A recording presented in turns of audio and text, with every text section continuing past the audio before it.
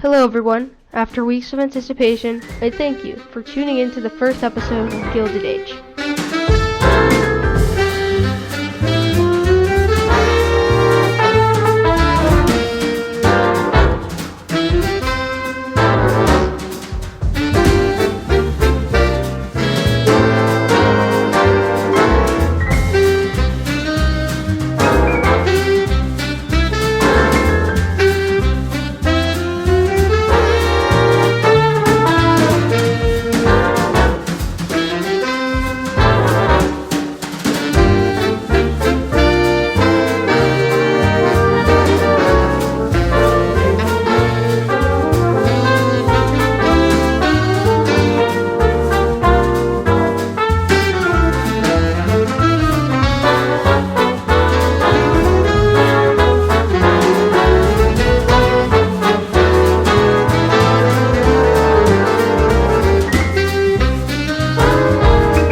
Just so you completely understand the backstory of the series, I've prepared a short film to catch you up to speed.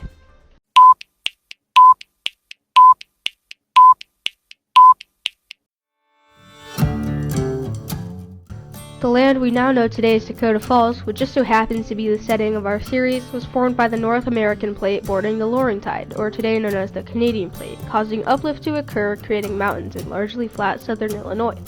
The snow melt from the mountains carried sediment downhill, starting in many different places, and then merged into two rivers, the Cressota and the Iron Jacket, later renamed to the Cairo. The Cressota merged with the Cairo, creating the wide Cressota River we know today. It flows down to about 10 miles north of Cairo, Illinois, before merging into the Ohio. The Cressota tribe used the Dakota Falls of the Iron Jacket River as a rite of passage for 14-year-old boys to turn into men, after they walk across the almost mile-wide raging river. Though at this point it's only 5 feet deep, it is still a very monotonous task, and many boys died trying to turn into men.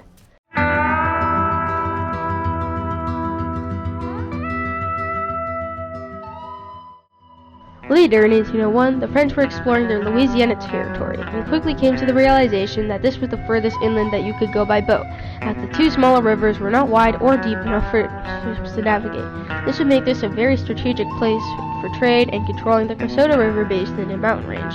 When the French sold the territory to the USA in 1803, the country quickly realized the region's importance too, as the region quickly developed into an inland river port where cargo and passengers would transfer from steamboat to train car. With nearby pine forests in the mountains, an entire logging company town called Thompson was developed originally in the 1870s to house workers for the Thompson Lumber and Tree Company logging operation. And a sawmill was built in the harbor of Point of Rocks, where Cressota and Iron Jacket rivers met, and where a busy steamboat and rail stations are today. A small town was built on the waterfront by the harbor called Point of Rocks, which would own the harbor and train station. However, in 1891, a naval admiral named William Iverson was on a mission to find the perfect spot for an inland shipyard. After a while, he found a perfect spot for a shipyard on a bay next to the sawmill and train station of the town of Point of Rocks.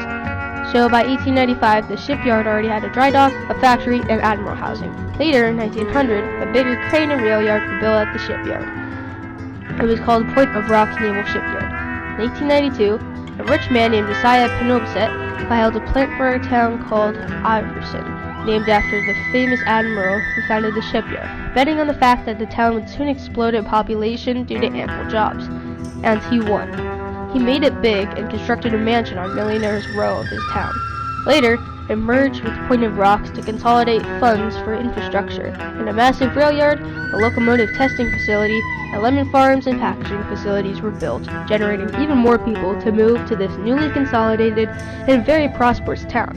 In 1915, the construction started on the world's largest hydroelectric dam on the Iron Jacket River, providing water for Point of Rocks, Thompson, Chicago, Gary, and other towns and cities in Illinois and Indiana. An entire town called Bolingbrook was made, with permanent engineers housing and temporary barracks for the working class. A schoolhouse, a water tower, and even a railroad line was built to connect the world's largest construction site to the outside world. And that's it for the backstory, but now we can get into the good stuff.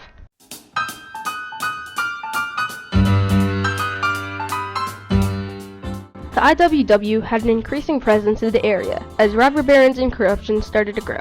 The corrupt mayor who initially filed a plot for Iverson, Josiah Penobset, was making some shady deals with other corporations to funnel scabs from Chicago to replace the workers of the sawmill in the Old Town. He thought, quote, "These idiotic lower-classmen are complaining too much about their working conditions, and frequently protest. I can make a deal with you that includes you giving me scabs, and I give you money." End quote. So, the IWW came into town, occupying the Black Dog Salvage Building on Main Street. They had some radical opinions, as they believed all of the war effort of World War I was just to benefit big businesses. The day before being replaced, the workers of the mill protested in front of the courthouse, blocking traffic for almost a day. Penobset talked to the owner of the mill, an entire lumber process company called Thompson Lumber and Tree, and a friend of his named Andrew Evangeline. They came to an agreement that Andrew would send off the protesters and blacklist them, replace them with scouts from St. Louis, and make them all pay for their train ticket out on the Rock Island Railroad. And Andrew would be part of the, quote, spoil system, where he would in turn get a cushy government job as an admiral and get his own mansion on Admiral Hill, which is now under construction, and still profit from his lumber company. It was a win-win for everyone, or at least they thought, as the IWW reported this to the Chicago Daily, one of the biggest newspapers in the world at the time, and they were all thrown out of office by either the state government or their respective board of directors. In a desperate attempt to win over the citizens of Point of Rocks, he built an elementary school, a water tower, and a star on Admiral Hill. It backfired, as citizens drove him out. He was sentenced to life in prison, but he managed to flee to New York and get away with everything. The mansion under construction was repurposed to be what looks like a mansion, but is actually an administration building for the shipyard. Once again, I thank you for tuning in to the first episode of Gilded Age. If you enjoyed it, please like and subscribe, as I would greatly appreciate it. I wouldn't be able to make these videos without my 53 subscribers. That's right, 50. Thank you all so much for the milestone. It is really motivating. You all watching are not just a number to me. You are my audience, and I try my best to give my best to you. With all that said, have a great day, and thank you for watching.